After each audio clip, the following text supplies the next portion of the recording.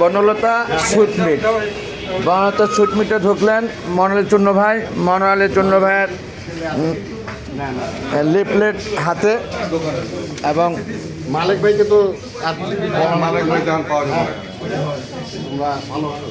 দেখছেন বনলতা মাশাল্লাহ।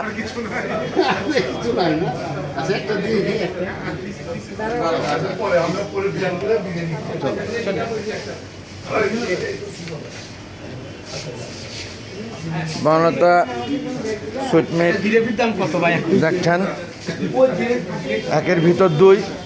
এদিকে 16 আসনের সাংসদ দোয়া প্রার্থী সকলের কাছে দোয়া চেতে লিফলেট নিয়ে এলেন আমাদের চুন্নু ভাই।